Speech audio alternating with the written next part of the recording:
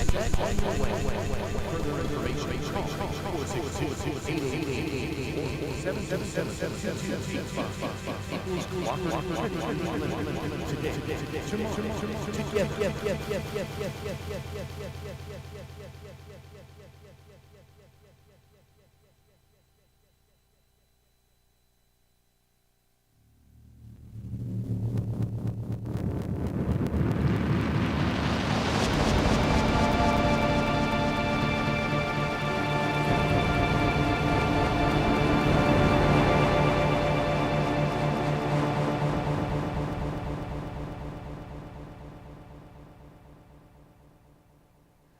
Hello, good evening.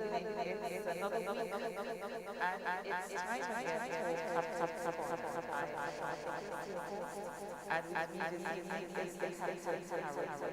good evening. Evening. All right. So we had quite a lot of things happening between now and now. But before we get into it, we just like to say a very special evening to all our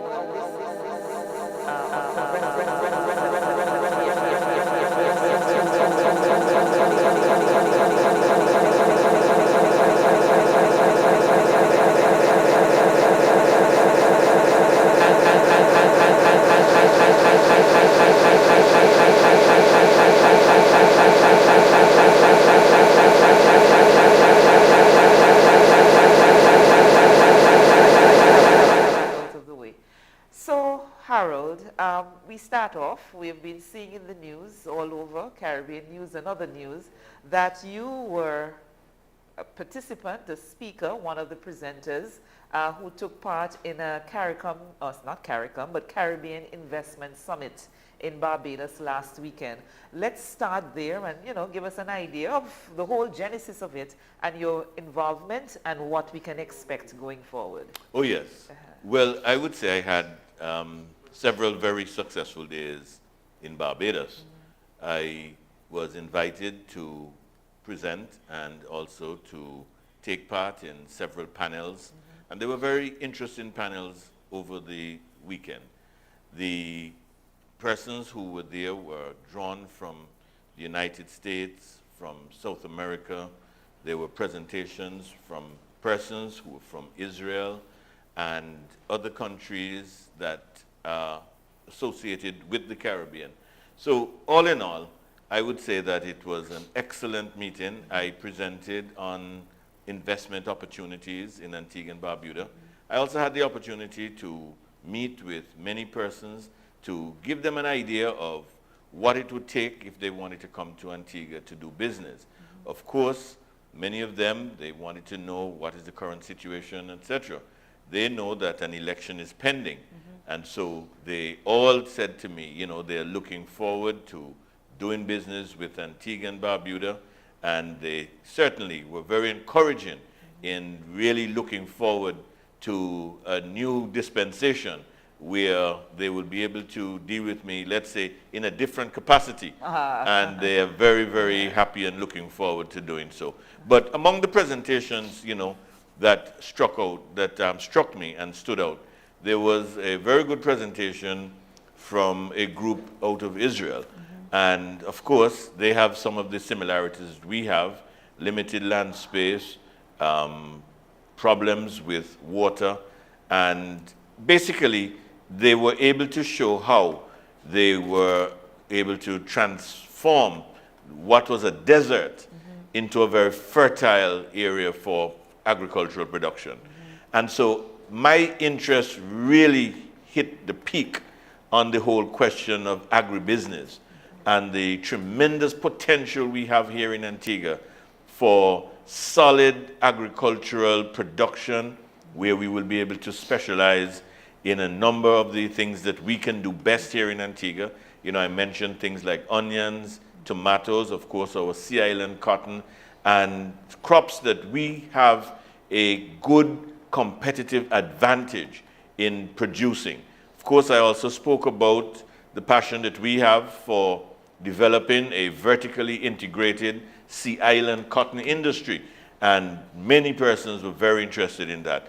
Not only with us growing the cotton, but producing the yarn that comes from the cotton, and then linking with a major brand, perhaps an Italian brand or one of the major international brands, producing high-quality garments, whether it be women's dresses, blouses, men's shirts, whatever it is. These are things that will lead to the sustainable development of the economy of Antigua and Barbuda, because we have the cotton here, and so it is a matter for us to take it to the next level. I think that's one of the biggest regrets, I would say, when I look at the nation of Antigua and Barbuda since independence, that we have always tended to just look outside to see how we can develop this country, rather than taking the raw material that we have, taking the natural resources that we have, and taking it to the next level. You know, it's called value added, adding value to what we already have. So those are areas that we're looking at.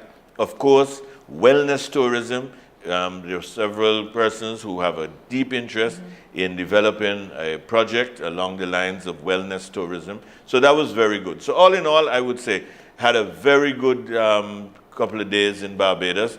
I was very well received, and I look forward to really getting things moving in Antigua and Barbuda based on some of the contacts that we were able to make.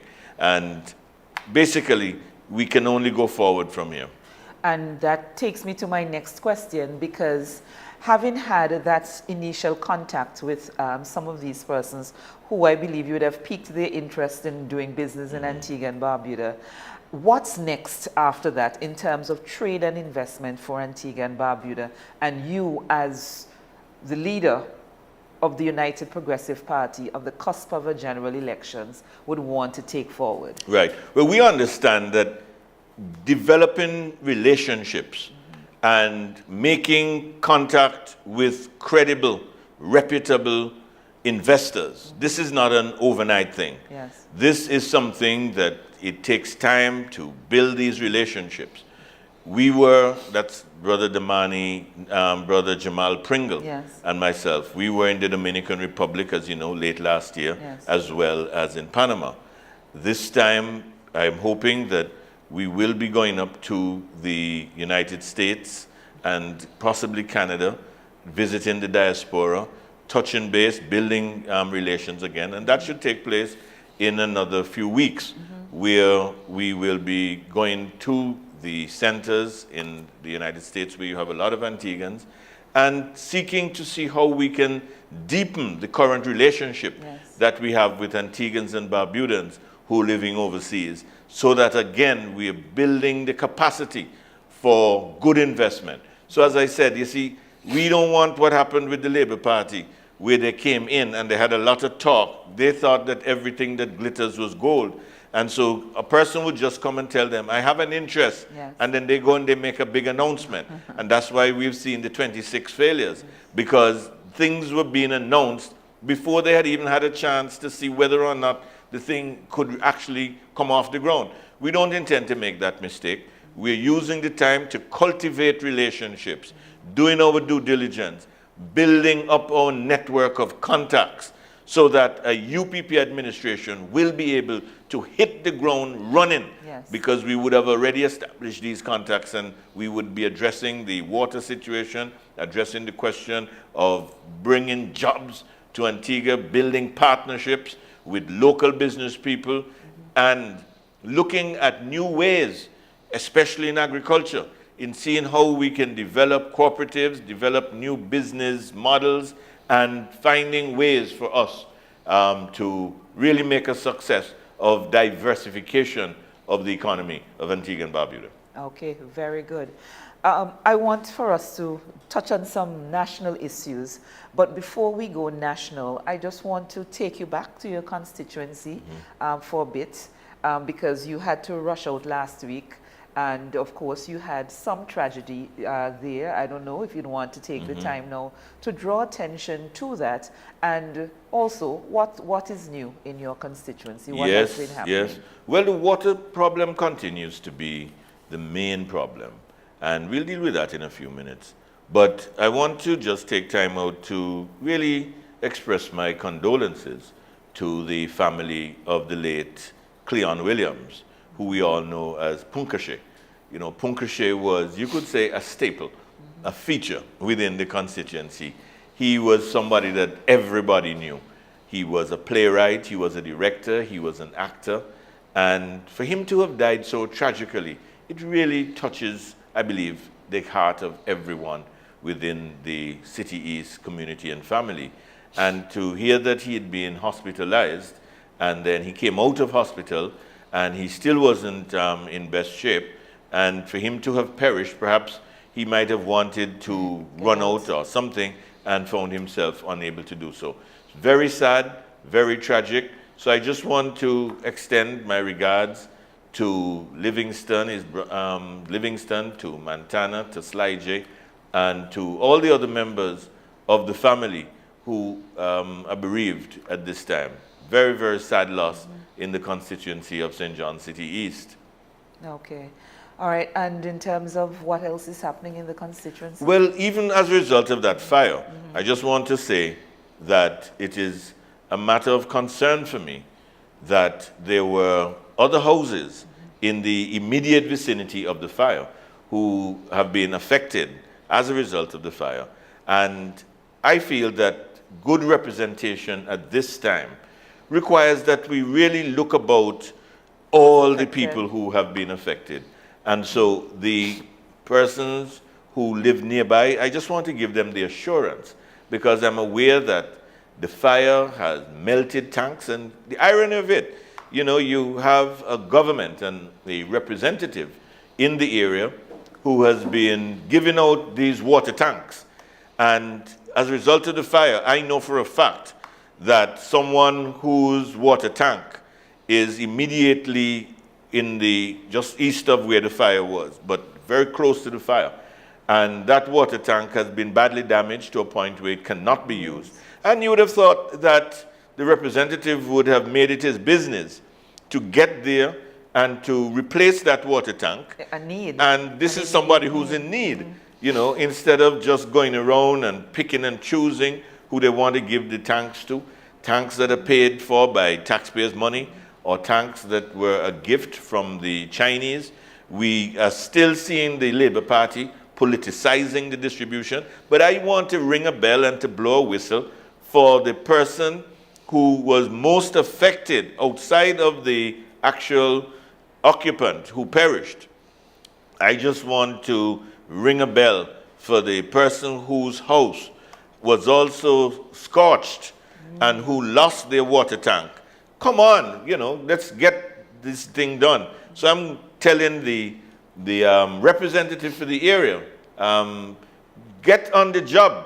Make sure that this person gets a water tank soon. But I have to tell him that if by tomorrow, I mean, I was overseas, I came back, and I am aware of what the problem is, and I will deal with the problem. You know, I will make sure that I take such steps that are necessary to ensure that that person gets a water tank in a timely way. But I'm simply saying to the representative, you're the one who, you are in possession of water tanks. You didn't have to pay for them. They're government water tanks. They're gifts to the government or purchased by the government. And they're intended to address the real needs of the people in the constituency. And so this is a message to the representative. Get on the job. Make sure that those people who are in need of water tanks get the water tanks. Stop politicizing this issue of water tanks and food vouchers, and make sure that the people who are in need are the ones who receive the assistance. And let us stop this political gimmickry where you only seem to get tanks if there's a political benefit to come from it. That's wrong, and that's exploiting people at a very difficult time when they're most vulnerable. So to the representative, come on, get on the job, get the water tanks to the people who need it, especially those who were affected as a result of the fire. Okay. And of course, the people of St. John City East continue to look for good representation. Yes, and I can promise them they will have good representation very soon. And I just want to ask them again on this water issue. They've had so many promises. When it was in May, when the Labor Day, at the Labor Day rally for the Antigua Labour Party, we heard the Prime Minister say that the Fort James plant would have the capacity to produce 1 million gallons of water, and that 500,000, that's half of the million, would be available by the end of June. He said that in May. And he said by the end of June. We're now at the end of August, beginning of September. And to date, we still are not seeing the water coming into Fort Road. But that plant down at Fort James is supposed to produce water so that the people in the constituency, in City West, in City East, and in York's Village, these are areas and communities that are supposed to be getting water. But I'm just asking the Prime Minister of this nation to stop playing with people's minds. Stop giving all these false dates where you said that you were going to have the water ready from the Fort James plant by the end of June. What's the excuse now? Then he said that we were going to have, some time ago he even said, that in 3 weeks' time, we'd be getting an additional 2 million gallons of water. Well, who's feeling that? Where's that happening? Nobody's feeling that. And then he said by September, we'd be getting another 3 million gallons by September. Now we're hearing about boat from Dubai and all kinds of things. But the fundamental point here must not be missed. And the fundamental point here is that for 8 years, these guys have been sitting down only looking about themselves. Now that an election is upon us, they're hurrying here, hither, thither, and yon, trying to see how they can do in 8 weeks what they have not done in 8 years. And so now all of a sudden, you're hearing about plant here, plant there. We're hearing about increased capacity here and there. They're now trying to fix things just for themselves so that they can get reelected. They're not doing this because of any caring for people. If they cared for people, for the 8 years that they've been in government, they've been doing what they're trying to hurry and do now. And we're saying the people must punish the Antigua and Barbuda Labour Party or the Antigua Labour Party. The people must give them a resounding message. Let them know you don't ignore us for 8 years and then you come and try to fix it in a hurry. But based on what I have been told by so many people, not only in the city's constituency, they're just waiting for them. The hand done wet. You know what they say? Wet your hand and wait for me. Yes. Hand done wet. Just waiting for this Prime Minister to call the election. So we are saying, look, the Antigua Labour Party is a failed experiment. On the question of water, they have failed the people of this nation. So are you suggesting that they would have starved APOA for 8 years, and in the short time that is left, that APOA is being pressured to produce? That's what's happening. Yes. You see, they keep on giving public servants a basket to carry water and then try to push the blame on the people who are hardworking, diligent, and dedicated. This is a problem that starts and ends with the political leadership of Antigua and Barbuda, that they have failed to make the resources available to APOA. They have failed to give APOA the type of necessary support. And everything is just knee-jerk. Nothing is being done properly. You take, for example, today's cabinet note. Mm-hmm. The cabinet note states that they had a presentation from a company out of Barbados known as Innotech. Mm-hmm. And they're like so excited just listening to the notes, just reading the cabinet notes. They're like giddy teenagers. They're now hearing that this company can do certain things in terms of detecting leaks and so. So what was happening all the time? At this late hour, they're now going to be talking about detecting leaks. But in the last paragraph of the cabinet notes, they say that the Minister of Utilities, who has been doing absolutely nothing and has really failed the people of this country as the water minister, he's now saying, oh, he is so excited. He wants to have that technology deployed immediately. But I'm saying to him, take it easy, bro. Take it easy. You know why? Because the same company, if you do your research, they are from Barbados, of course, mm-hmm. and they had a contract recently with the Barbados Water Authority, mm-hmm. and there were problems. Yes. And the problems had to be sorted out through mediation. Mm-hmm. And as a result of that, they were able to come to some sort of settlement and agreement. Let us not make the same problems that let us not make the same mistakes Yes. that were made. Because here it is, they're now talking about deploying immediately. Well, my question to that is, having read the cabinet notes, is whether or not there was a tendering process, whether or not there was any sort of due diligence, because the impression that we get, as you said, as giddy teenagers, you saw the video and you're impressed and decided that you're going with this company. What are we missing here? Exactly. You would have thought, first of all, if it is that they felt there was a need for technology of this sort, that you would begin to do your research to find out where can you find this type of technology. And to make sure that the people of this nation, the taxpayers of this nation, get the best value for money, there should be some tendering process. Because there's nothing to say that the technology that is being used is only available from this company. So what have they done to make certain that other persons who may have this technology available, that they give the people of this country an opportunity whereby we have some sort of tendering process and you get the best bang for your buck. You see who is going to do it for you. You see what the cost structure is going to be like. Because that's what happened in Barbados based on the papers that I've read. In Barbados, the difficulty really arose because there were some serious issues with respect to the pricing structure. So I hope we're not going to run into a situation where we're just going to say yes, yes, yes, yes, yes. And then down the road, you're going to hear that we have problems. So I'm merely saying, look, anything that can detect leaks and so on in your water distribution pipes, fine. But it needs a more comprehensive approach. And the thing that we said that we would do, insofar as looking at the water problem, there are three limbs. There is the production of water, there's the distribution of water, and there's the storage of water. This falls under the distribution of water. And that means we would have had to take a full stock of what our pipes are like, what will be needed in order to replace them, and those that are good, you'll be able to tell.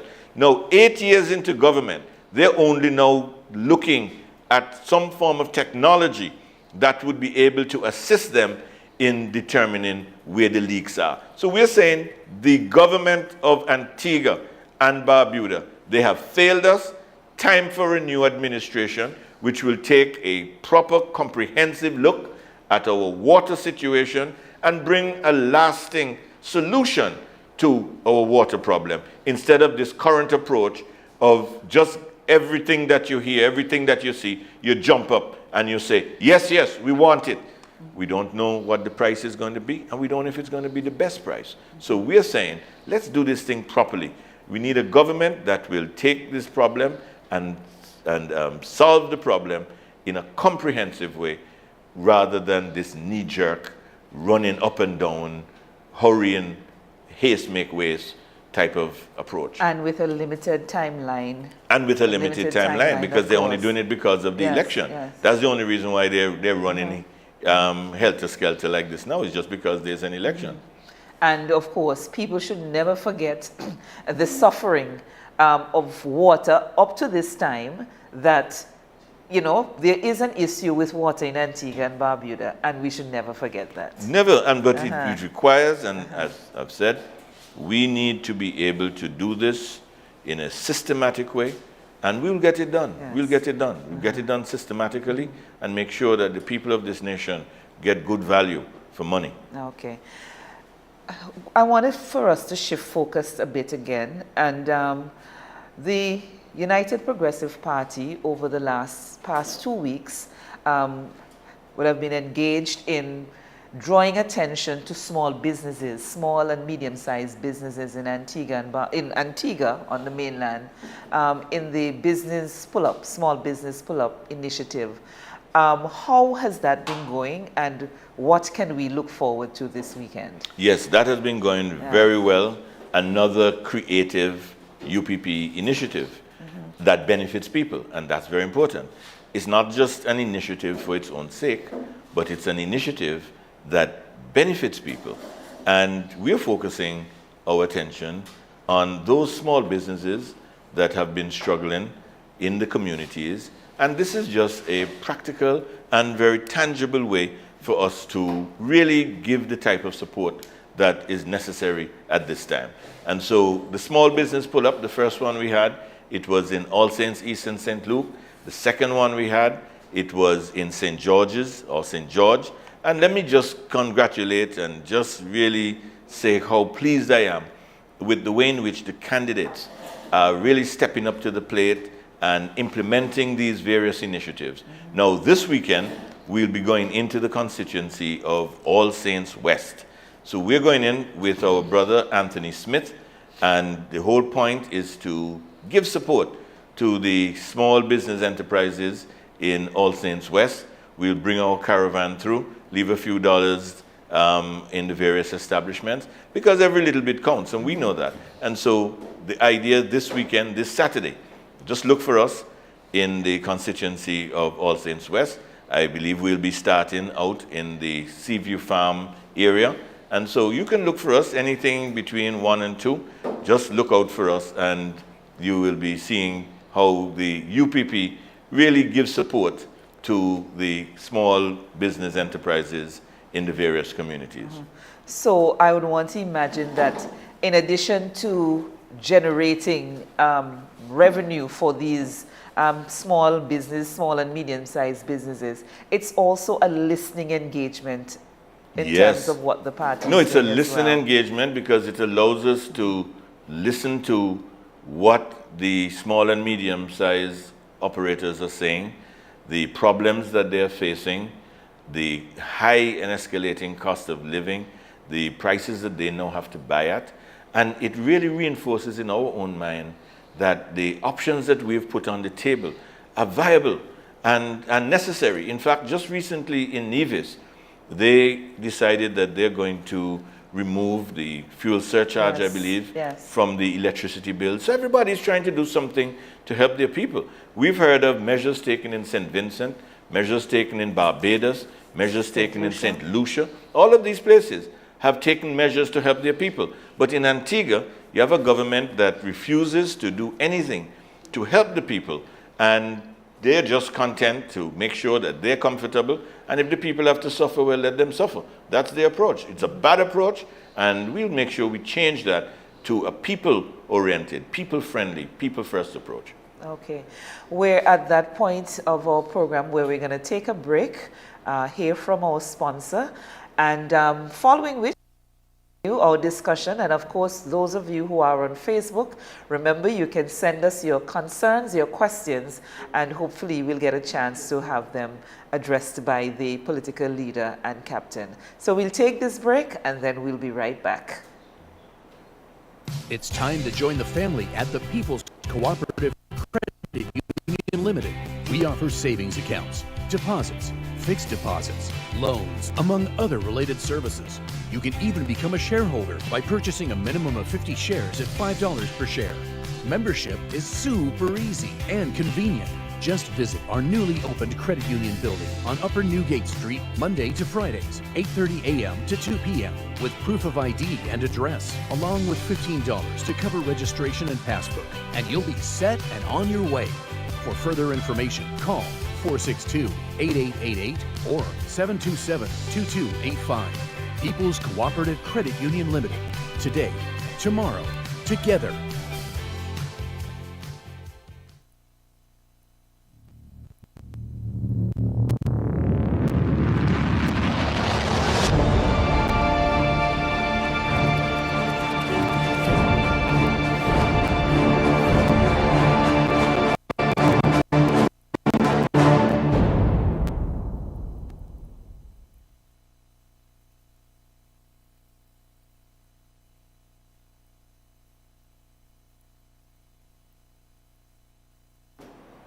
And welcome back as we continue our discussion here on the Captain's Corner.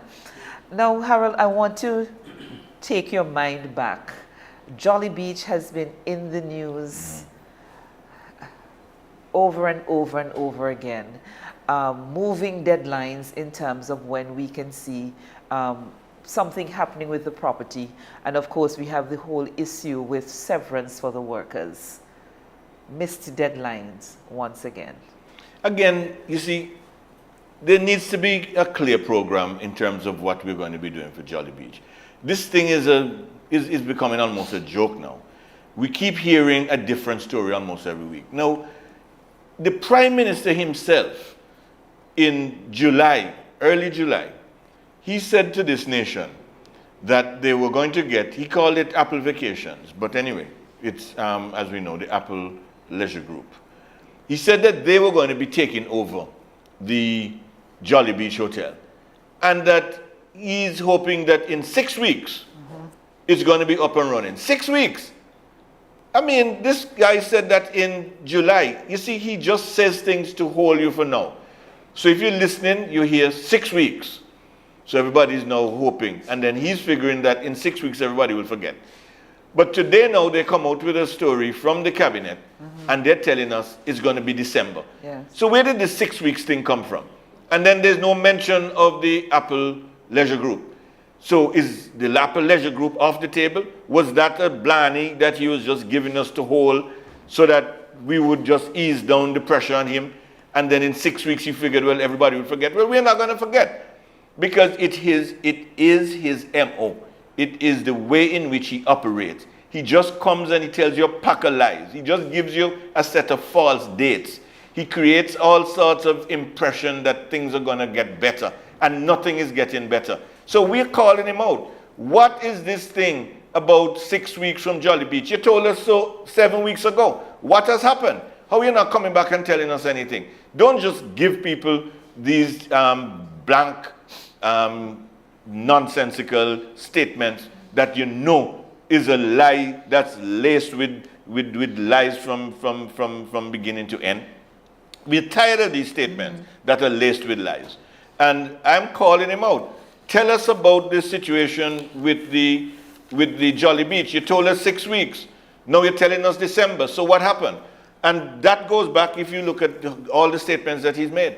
What happened to the $300 million man? What happened to the $200 million man? What happened to all the money that you're supposed to be getting to be put in there? What happened to all the buyers that Western told us about? Oh, come on, man. It's time they stop just lying to people. It's time for them to go, because it is nothing but a pack of lies. Somebody would have said a tissue of lies. That's all they're giving us. And so this whole Jolly Beach thing is just another joke, and they need to stop it.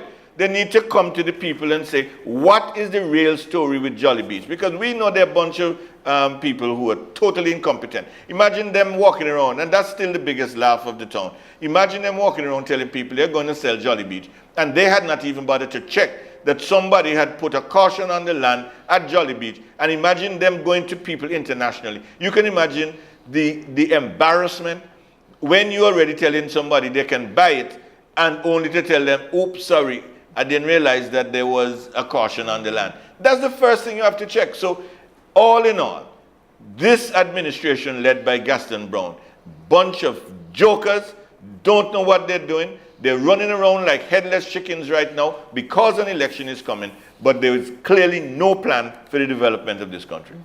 And while that happens, the fate of the workers in terms of the severance that is owed to them, that will remain outstanding. Because that remains outstanding, and also the fact that he keeps raising all these false hopes. He keeps saying, oh, as he said, in 6 weeks we hope to be operational, and we are going to be looking about the severance. He keeps on, for the last 3 years, he's been saying to the workers at Jolly Beach that he's fixing the problem. And he's just playing with their minds. Nothing is happening. But I want to tell them that real hope and real relief is on the way. A UPP administration will have a completely different approach. This will not be about just headlines and saying sound bites because they sound good. We will take the welfare of our people very, very seriously. We will make certain that the needs of the workers will be addressed, and will be addressed through meaningful dialogue and consultation with the representatives of the workers, and come to realistic solutions so that the people ultimately will be the ones who benefit, not the politicians. Okay. As we talk about workers, another sector that was reported in the news and is crying out for help are our nurses. The nurses at Mount St. John who are basically saying that it's a mental strain on them, affecting their lives, affecting their families, and we are calling out the Minister of Health in terms of what is happening to them at Mount St. John. Indeed, you know, to consider that the Minister of Health got a knighthood, supposedly, for doing a good job in the Ministry of Health. But those who are responsible within the Ministry of Health for really delivering quality health care, they are the ones who are saddened, broken, because they're not being paid. They've been made promises have been made to them which have not been honored. They were promised the $1,000 bonus. We are told that only some of them have received it. And in terms of the respect, because, you know, at the end of the day, if you treat people right, people will make out, you know. People will make out. People will go along. But when you see you treat people without respect, and you treat people as though they're not important, and you take them for granted, that's where the problem starts. And that is what's happening.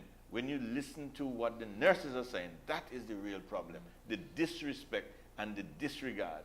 We need to put an end to that. And once again, I give a commitment that a UPP administration will address the concerns and needs of our nursing profession. We will make sure that our hard-working nurses are properly treated. When we were in office, we were able to give 2 increases in nurses' salary as well as other public servants, 17% in all. This administration, they've been there for 8 years, going on, in fact, 9 years. And it's a 5%, that's all that they've been able to do, 5%.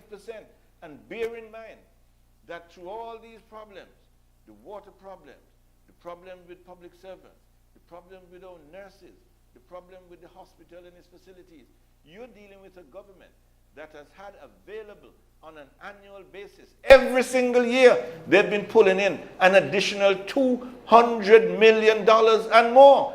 Even in the height of the COVID pandemic, they were pulling in more money than what we pulled in our last year in government. Our last year in government was $600 million.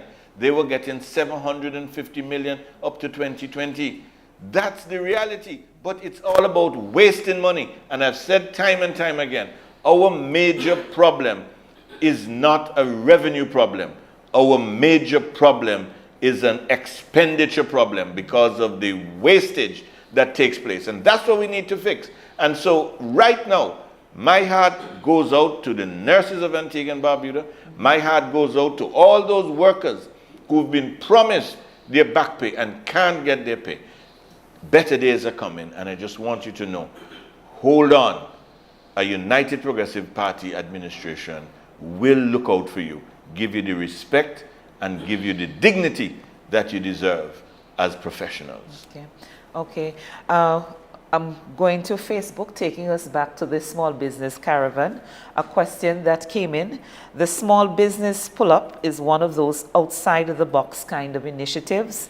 It has created quite a buzz. People are excited, and entrepreneurs are looking forward to the caravan coming to their communities. However, the PM has criticized it as being insignificant.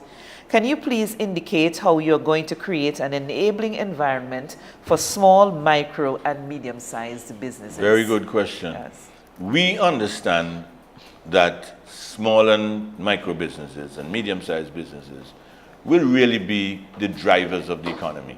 We have a prime minister who only looks for the big ones. Now, I'm not saying we don't need big projects. Of course, we do need big projects. But we need to look at those that really involve and include our people in their small businesses, whether it be a bakery, whether it be a mechanics business, whether it be a plumbing business. The thing that we want to do is to create a business culture that allows everybody to succeed. So for example, we may have a plumber. We want to help that plumber to become a plumbing businessman. and to establish a plumbing business. We may have somebody who's making pastries. We may have somebody who's doing jams, jellies, and they have their little stall. We want that to become a business that can eventually employ persons. We have graphic designers. We want to expand the horizons by giving them the opportunities to work not just in Antigua but overseas. I know right now there are friends I have in the United States who utilize graphic designers in India, in Bangladesh, and in the Caribbean, because geographical boundaries are no longer an issue. Once you have a computer and you have the internet, you can utilize services anywhere in the world. So people in Antigua, some of the young graphic designers that we have, some of those persons who have other IT skills, as a government, our job is to build a foundation and create the environment by giving you the networking possibilities, expanding the area in which you will work, so that you will be selling your skills not just to the Caribbean, but selling your skills outside. There's no limit. Yeah. If in New York I can buy skills in Bangladesh, why can't they buy skills in Antigua? But what is being done? I mean, of course, we had the GATE program. The GATE program was the program that really created a lot of skill sets for our young people, giving them that chance to really spread their wings and to equip them with the capacity in order to sell their talent to the world. But we have a government now that has pretty much put paid to all of that, has done very little to develop the skills of our young people and the marketability, more importantly, of our young people. With a change, that will change. Okay. I have a concern coming in via WhatsApp. The residents of Jennings and Southsiders are complaining about the horrible road conditions they are now enduring. And that is bad for human health, for vehicular health, and for tourism.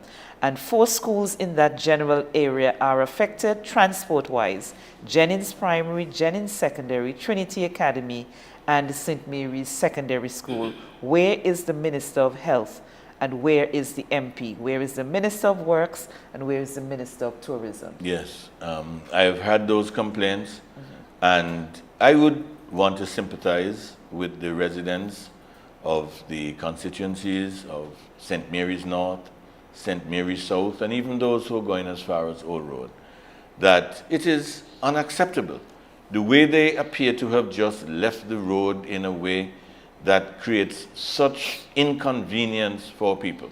Now, we understand that if you're doing road works, there will be some inconvenience, but it has to be properly planned. You don't just do these large areas and treat it as though, you know, just make out. I've seen the way they do it in a lot of other countries, and they do small bits at a time. So that if you're working on this area, yes, you will suffer some inconvenience in this limited area. And then we fix this. And then we move on to another area, and then we fix that. So that you minimize the amount of inconvenience that will be caused to the residents of the area. But again, when you have an uncaring government, they don't care. It's just about saying they're doing something because the election is coming. And so they're just running up and down. So they're creating massive inconvenience for people because they're only concerned about trying to look as though they're busy before the election. That's all. But as I've said, and continue to say, it's too late. It is too late. And so they may as well just understand, call the election now, because people have already made up their mind. Get rid of them. That's the cry you're hearing all about. Get rid of them. And I'm telling you, the money's not going to save them, because some people are saying, oh, they're going to come with money and blah, blah, blah. Look, when people decide that they've had enough of you, you can bring all the money in the world. Yeah, people are going to take your money. Of course. Nobody's going to say no and refuse money. I can tell you that. But people are going to take their money and people are going to vote them out.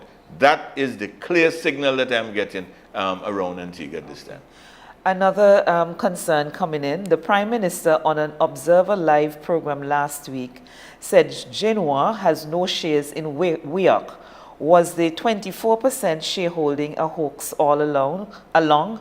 Where is Sisilu? Is he or she also in a Chinese jail? The people need to know. That's right. No, you remember in 2015 or 2016 when he came with all his big talk and took pictures with the man Shinjo, whatever his name is.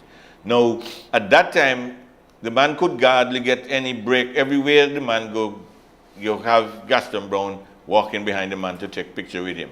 Because at that time he thought maybe, you know, boy, this is a big thing, and so he just wanted to be seen taking pictures. So the amount of pictures you can see with him, with holding up certificate of citizenship, certificate that he is ambassador, all the different things. There was no shortage of pictures. Now the man is in jail. You can't, somehow he's not showing those pictures how again. He You forget how the man looks. So the thing is, you had this man who came on board and they said this man was the greatest thing. The amount of money this man was bringing and so on. And that he got 25% or 24%, a 24% interest in West Indies Oil. Then you heard that they were going to be building a hotel out at Long Bay, another failure. Yes. And then when we checked, the Long Bay lands had been sold. As we know, his son got a good piece of that action. And the land is now held in the name of a company known as Ocean Jewels Limited. This Ocean Jewels Limited is run by somebody called Sisilu. Now, nobody can find this Sisilu. You can find neither Sisi nor Lu. And the thing is, it's just a joke. Because now that the man is in jail, everybody like they're running and hiding. So who is Sisilu? Where is Sisilu? Who owns these shares? Now the man is in jail. Who is getting the dividends? Who is this person? And what were the shares ever sold or transferred? Were the shares, that's a good question. Were the shares ever sold or transferred? This is what he needs to talk about. And you know, I want to say, I felt so good last week, Saturday. Because last week, Saturday, I was in Barbados. And I was speaking with reputable investors. I was speaking with people who want to do something in Antigua. So I'm there working for this nation. Yes. Meanwhile, he is on his radio station. And he was there cursing and pulling down a young professional, which I think is one of the worst things any prime minister, either in Antigua or the Caribbean, has ever done. You don't do that. You don't do that. And I just want to say that what the Prime Minister did to a young professional Antiguan and Barbudan is reprehensible. It is scandalous. It should never ever be repeated. And he may think that it's nothing because he feels that he has the right to go out and call a young professional incompetent and saying that he has had concerns expressed and complaints that the chairman of the board of a private institution is not doing his job. Does he think that that builds confidence in the banking institution? When he goes and he calls for the resignation of the chairman of the board, that undermines confidence in the bank. Because when you're going to tell the nation of Antigua and Barbuda that the chairman of the board of a leading commercial bank is incompetent, you're telling the people that their money is in problems. Now, why pick on this young man? There's a board. The board is comprised of professionals from all over, not just Antigua. They meet on a monthly basis. They're shareholders in this banking institution that he knows nothing about. And those shareholders, they're the ones who appoint the board of directors. So how is this prime minister going to be going out there and calling down a young Antiguan and Barbudan who has made a professional life for himself and who has been able to hold this banking institution together as chairman, leading a board of directors? And I want to say something else. He's saying that when the bank was formed, who put in what and all the rest of it, he doesn't even know how the bank came about. Let me tell you, that bank was in a serious problem when it was Bank of Antigua. For those of you who may remember, in February or March of 2009, when Stanford was arrested by the U.S. authorities in Texas, Yes. there was a run on the bank. There was a line that was going all around that bank. People were going to take out their money. Yeah. Nobody wanted to touch the bank. It took skill. And I'm saying, I was appointed Minister of Finance in March of 2009. And I worked closely with the governor of the central bank, Sir K. Dwight Venner, one of the outstanding citizens of this region.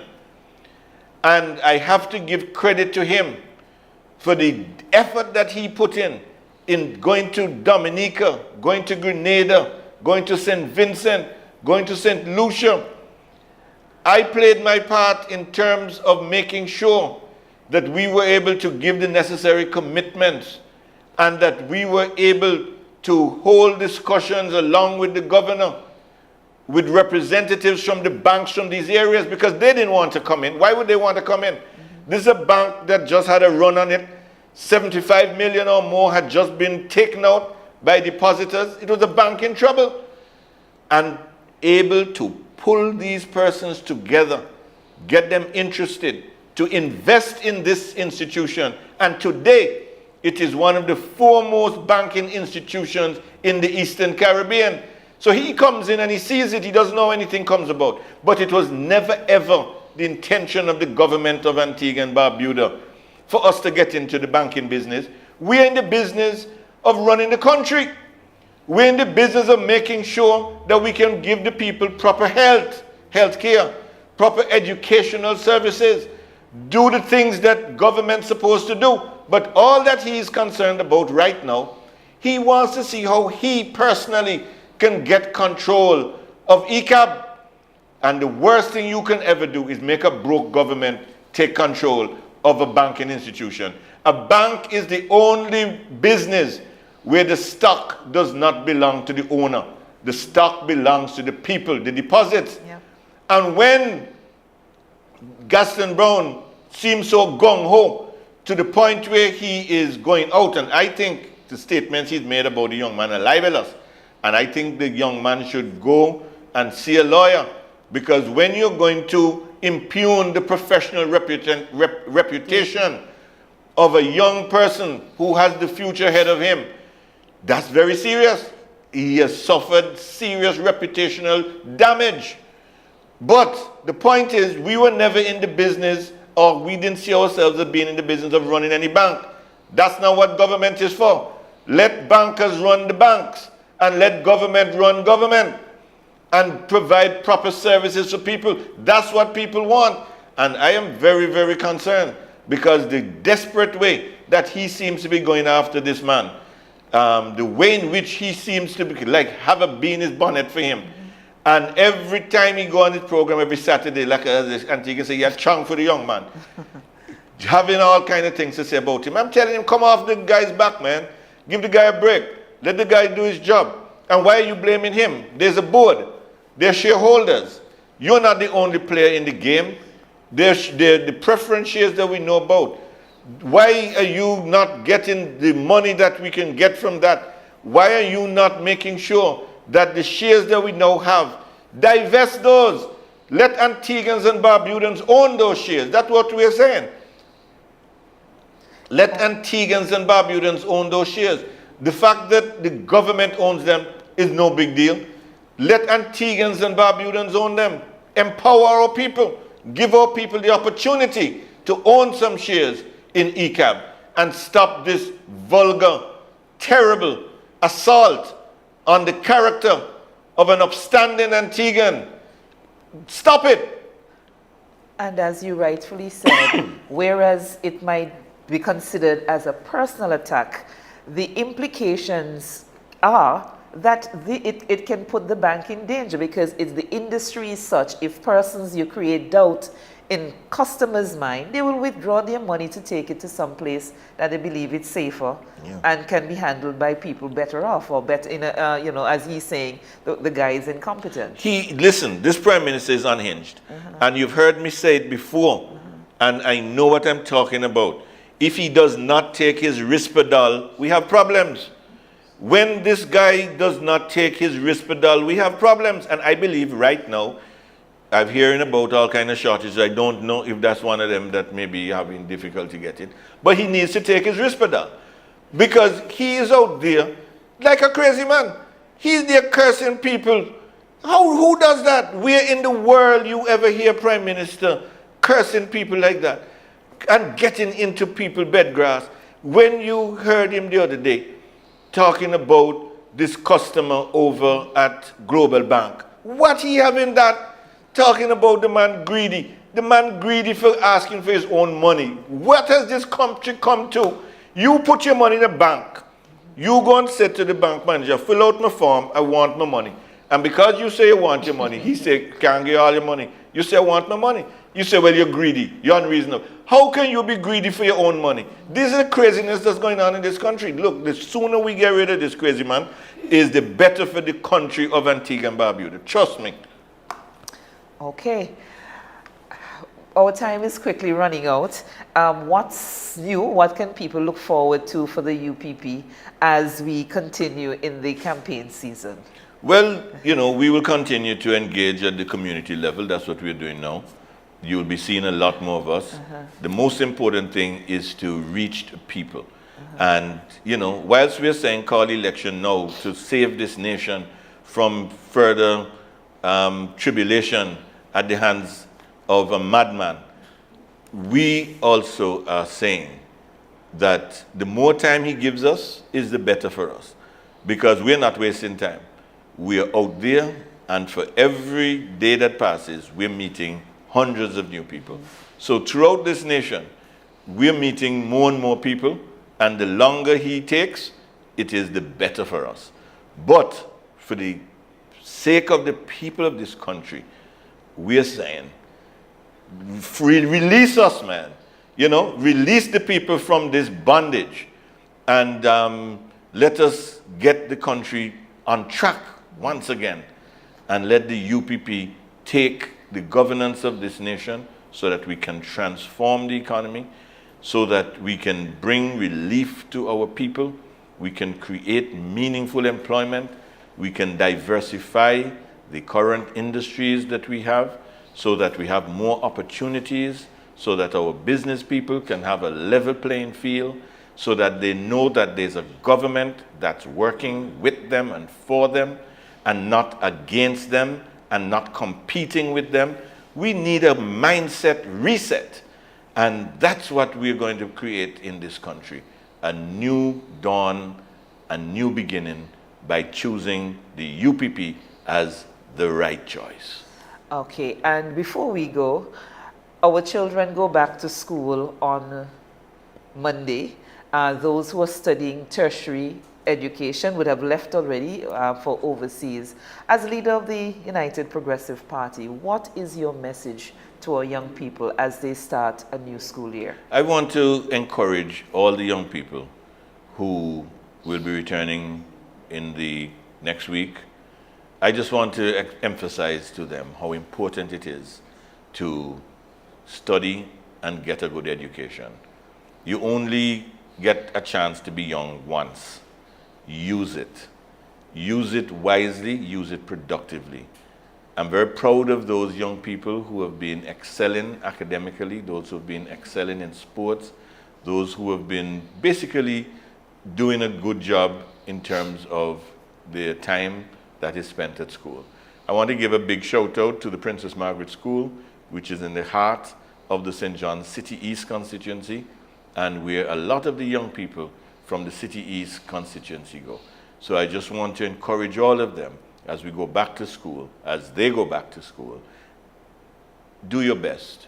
And Antigua and Barbuda looks forward to you doing great things for which we will be proud. And on that note, we say Thank you, Harold, for another hour at the Captain's Corner.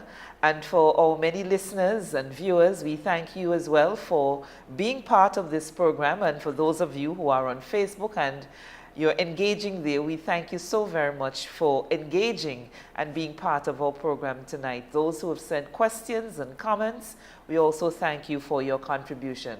So until next week, I'm Sean Nicholas saying, do have a good evening. It's time to join the family at the People's Cooperative Credit Union Limited. We offer savings accounts, deposits, fixed deposits, loans, among other